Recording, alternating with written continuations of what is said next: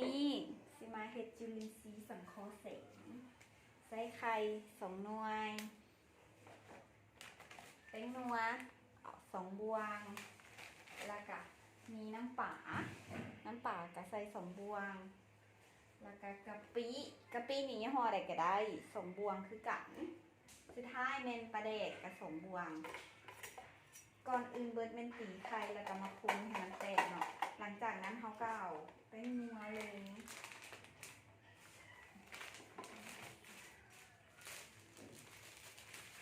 ปลาเสียขั่วไข่กี่กันเนี่ย1 2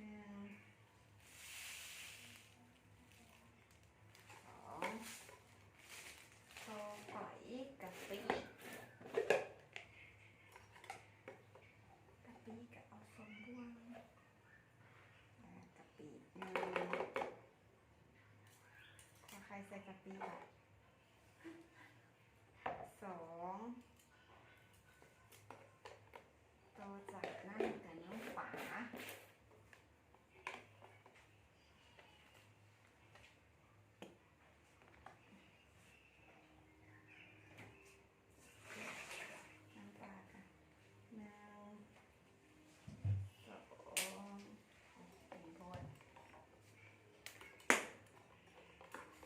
ใช่ปลาแดกลองเบิ่ง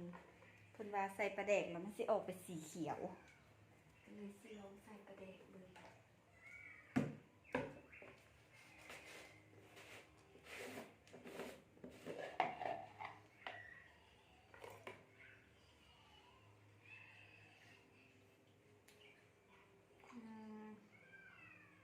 ปลาแดกดิบหรือปลาแดกสุกใส่ปลาแดกสุกก็ได้เหรอปลาแดกใดก็ได้ดิบก็ได้สุกก็ได้ตอนเธอแรกมีเฮ็ดแห่งบ่ได้ใส่ปลาแดกประมาณ2 ทิศมันกระแดกนี่แหละแล้วก็คนให้เข้ากันกะปิใส่กะปิลาวหรือกะปิเวียดกะปิอย่างละใส่รสมีอย่างละใส่อันนั้นรส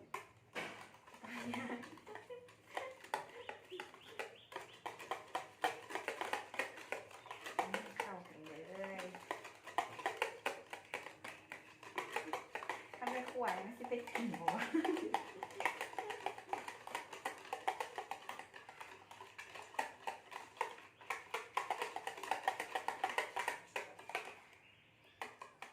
แค่นี้แม่พวกเขาจะเอาน้ำฝน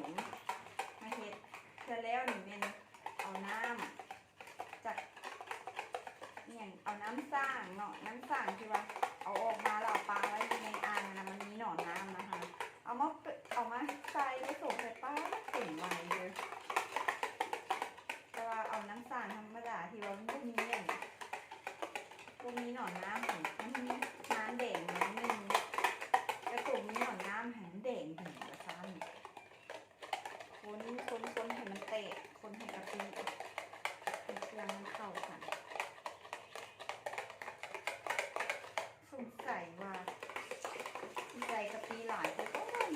คนก็อยากแตกกันแล้วนี่ก็ใส่พวงเดียวก็คือสอบสูตรใหม่นี้นะ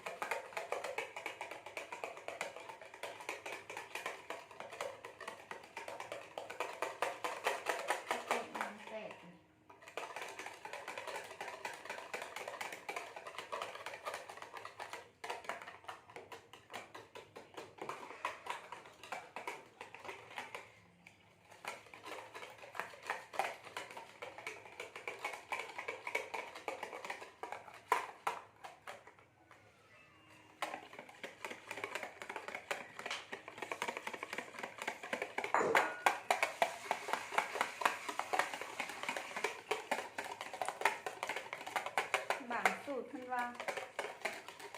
บ่ใส่เปลือกไข่แต่ว่าข่อยน่ะมักใส่เปลือกไข่ข่อยก็สิใส่เปลือกไข่นำ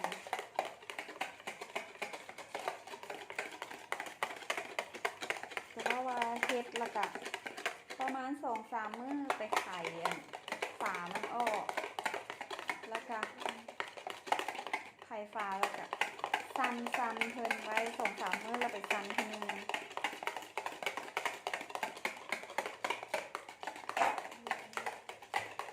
ไข่ฝาเพื่อให้แก๊สมันออกแตกแล้ว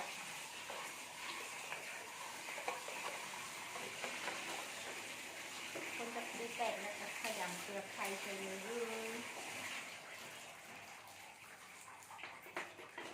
มันคือว่าเข็มขึ้นเลยสูตรต่ำเอาไข่ใส่เครื่องอีกหน่อยหนึงกับสูตรตามใจผู้อยากเห็ดไข่นี่มันไข่ไก่ทางเด้อซื้ออยู่ตลาดทางเด็กเป็น10 บาท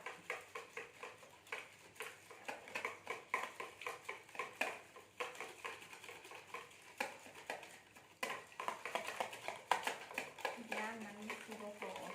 เพราะว่าเวลาเราตักใส่ขวดสมมุติน้ำ1.5 ลิตรนะเขาก็ใส่น้ำประมาณ1.3 1.2 1.3แล้วก็ตักอันนี้ใส่บวงหนึ่งสินะมันเฮ็ดให้ได้หลายขวดเสร็จแล้วมันจะเป็นแบบนี้ปั่นช็อกโกแลตจะกินบ่